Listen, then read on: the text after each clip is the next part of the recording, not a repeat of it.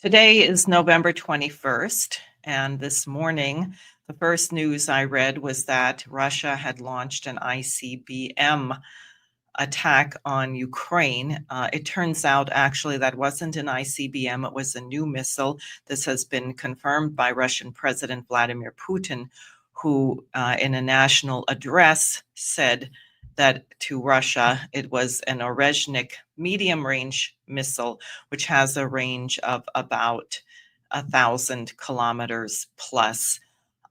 This missile hit an industrial building, military industrial building, and 2 people were injured. That's the report that I've heard. In war, you never know if these things are accurate. I am proposing that the US Congress immediately, somebody with some guts, this is why I ran for Senate, why Jose Vega ran for Congress, immediately invoke the War Powers Resolution of 1973, which states it is the purpose of this joint resolution to fulfill the intent of the framers of the Constitution of the United States and ensure that the collective judgment of both the Congress and the President will apply to the introduction of United States armed forces into hostilities, i.e., if you have American military personnel guiding American-made missiles into a conflict with a nuclear superpower, Russia, that is not a decision for the president to make alone.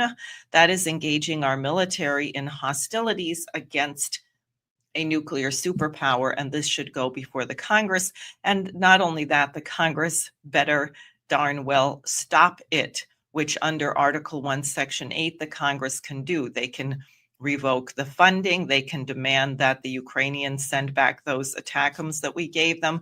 We can pull all of our troops out of there. We can ban our troops, any American military personnel, from providing guidance to launch these missiles.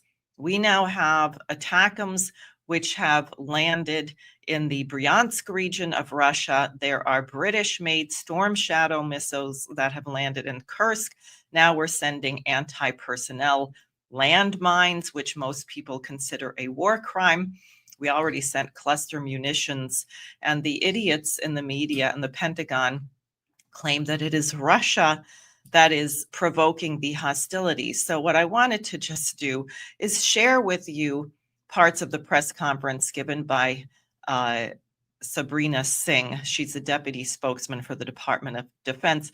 But let me tell you, what I'm urging everyone to do is call your congressman, call your senator, invoke the War Powers Resolution right now. This is escalating. It's on a fast track. I don't know what incoming President Donald Trump has to say about it. He should lean on some of his friends in the Congress to invoke the War Powers Act and stop this, because I don't know where we will be, if we will even be at all, by the new year, let alone in time for his inauguration. So let's hear how this really incompetent, arrogant woman from our incompetent Tony Blinken, or I don't know who put her up to this, about what's happening. Talk about the decision to lift the restrictions on the use of longer-range ATACMS missiles for the Ukrainians, and why was this decision taken when it was, after many months of saying that this was not going to happen? And then also, can you just give us an update of how many missiles have been used by the Ukrainians and roughly what they're targeting? So, Dan, I don't have anything to announce or to confirm at this time. If we have more to share publicly, we will do so. That being said, just taking a step back to, answer kind of broad strokes some of your questions, let's not forget where we are, and that is the fact that Russia chose to escalate this war by introducing DPRK forces into the battlefield and into the fight. And so what we are doing is, as we have, we will do so. I just have to say that the North Korean soldiers that are allegedly in Kursk, I haven't seen any pictures of them. Have you? We know Russia trains North Korean soldiers, but I don't trust Zelensky, and I think they should back this up. And even if it were true, is it really worth nuclear war? I don't think so. That being said, just taking a step back to, answer kind of broad strokes some of your questions, let's not forget where we are, and that is the fact that Russia chose to escalate this war by introducing DPRK forces into the battlefield and into the fight. And so what we are doing is, as we have been from the very beginning, is ensuring that Ukraine has what it needs. So you're going to see us continue to support Ukraine with different presidential drawdown packages that are going to support its short-term and long-term needs. Sorry, just on the North Korean troops, roughly how many there are now on the ground around Kursk? And are there indications that North Korea is ready to actually send more troops? So in the Kursk region, what we approximate is approximately or over 11,000 DPRK troops in the Kursk region. In terms of are more going to be sent, it's certainly a possibility, but that's our initial assessment right now along Kursk. Carla. Hey, thanks. To follow up, Ukraine fired long-range fires into Russia. Did they violate the policy, or did the U.S. policy change? Yeah, so Carla, what I'm going to tell you is exactly what I told Dan, is I just don't have anything to announce today, and I don't have anything to confirm at this time. Violated the policy? Did they tell us about it? I mean, did they or did they not violate the policy, or did the policy shift? Officials have told VOA that the policy has changed. Yep. So Carla, appreciate the question, but again, I just don't have anything to announce or to confirm at this time. And then I guess I want to ask also, since we're still unclear on whether or not the policy has changed, on the non-nuclear, the change on Russia's stance on the nuclear, the nuclear doctrine. Sure. Under these changes, they're saying that a large attack by a non-nuclear state that's backed by a nuclear state, which would be the United States, that would be treated as a joint assault on Russia. How concerning is that to the Pentagon, and have you changed your posture? So we aren't surprised by Russia's update to its nuclear doctrine. It's something that they've been signaling that they intend to update over the last several weeks.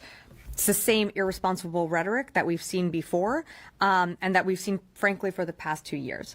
So it's something that we're going to continue to monitor, but we don't have any indications that Russia is Irresponsible rhetoric. Who is making irresponsible rhetoric? Not Russia in this case, but perhaps the United States. preparing to use a nuclear weapon within Ukraine, and we don't see any, we don't see any changes that need to be made to our own nuclear posture as well. Yes. Well, thank you, Sabrina. According to Associated Press reports, President Biden has authorized, and we've been talking about Ukraine using this U.S.-supplied long-range missiles for deeper strikes into Russia. My question is, what are the ramifications of President Biden escalating the war against Russia in light of the Russia's foreign ministry statement in Associated Press that as was stated, Putin has reaffirmed Moscow's readiness to use nuclear weapons if he sees a threat to its sovereignty, and a follow-up? Well, let me be clear, we're not at war with Russia, and the party here that continues to escalate that. I do have to say, how would we know? This war is Russia. By bringing in another foreign country into the battlefield, by bringing in, over 11,000 DPRK soldiers into the fight, that is an escalatory action. And you've heard, the National Security Advisor say yesterday that this administration told Russia that if they escalated this conflict by deploying DPRK troops, we would help Ukraine respond.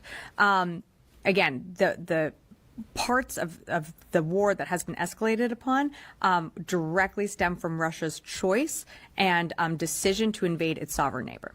Additionally, given the joint U.S. and NATO escalation of attacks with Ukraine against Russia, and with China and North Korea joining Russia to form an alliance against the West, would not you say that World War III has begun? I would not say that. That is not the characterization that this building assesses. And you've seen us take measures to de-escalate tensions and to and I'm sorry, I'm just speaking like broadly around the world, but when it comes to Ukraine, You saw that. Ha ha ha. I wouldn't say we're in World War III. It's just the whole world is at war, but It's not World War III, neither I nor this building, i.e. the Pentagon. We don't think we're in World War III, ha ha ha. The commitment of this administration from the very beginning of this war was to help Ukraine take back its sovereign territory. A decision by another country to invade its sovereign neighbor cannot go unchecked. And that's why you've seen not just the United States, but... Of course, this doesn't apply when Israel invades Lebanon or bombs targets in Syria or Iran. It doesn't apply in those cases, or when they continue their illegal occupation of the West Bank and Gaza. 50 or so countries all around the world come together and support Ukraine through the Ukraine Defense Contact Group. So this is a global... Like Micronesia, I think they might be part of that. Global effort to support Ukraine, but I certainly would not characterize it as that. So, aren't you relieved? The spokesperson for the Pentagon says we are not in World War III. It's just the case that the United States and NATO and Russia are lobbing missiles back and forth. And of course, they're all landing in Ukraine, the nation we're supposedly protecting, but which has lost hundreds of thousands of lives thanks to our policy. So once again, let me just conclude by saying that you should call your congressman, demand they invoke the War Powers Resolution, Article 1, Section 8 of the U.S. Constitution. Congress has it in its power to cut off the funding, cut off the weapons, cut off the personnel. We need to do that immediately. Contrary to British lying propaganda, Putin is not bluffing.